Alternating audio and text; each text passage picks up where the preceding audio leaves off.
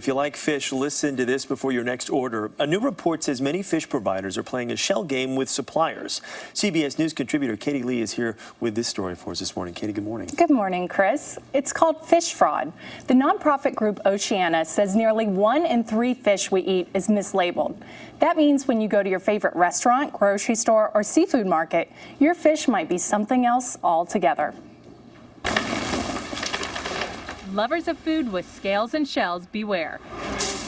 Because there's something fishy going on with America's seafood. 1 in 3 fish are not what they say they are, and that's fraud. With a head and a tail, you know what you're buying. No, smaller one? But fish fillets are tougher to tell. Fish are often replaced with similar, cheaper species. Advocacy group Oceana's report says cod is sometimes oil fish. Wild salmon could be straight from the farm.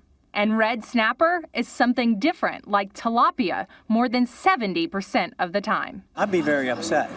I feel like I've been cheated. So I understand a lot of the seafood that we eat is imported. How much of that is actually inspected? 80% of the fish that we eat is brought in from overseas, and only 2% of that is inspected by the Food and Drug Administration. Much of that imported fish arrives already processed, filleted, and frozen. So companies like U.S. Food Service, one of the largest seafood buyers in the country, has taken extreme measures. They would take a sample of the product and we send it to the laboratory to be tested. They send samples of their seafood to a lab in Florida. It's like the CSI of the seafood industry, where it's DNA tested and the type of fish is confirmed. Why is it so important to do the seafood testing? We want to make sure that they are getting what they pay for all the way through, and that they're getting properly labeled product. For those of us who aren't scientists, there are some things we can do. Whole fish, is this the best way to know you're getting what you pay for? It is. Ideally, you can look at the fish and see that this is clearly a red snapper. So I should just take this and ask my fishmonger to cut it up for dinner for me? That'd be great. And then right in front of your eyes, and you're getting what you pay for.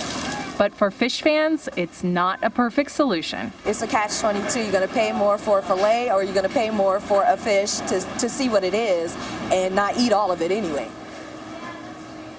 Very hard to believe, though, that 70% of red snapper is really tilapia if you don't actually just go and see the fish yourself like you did there.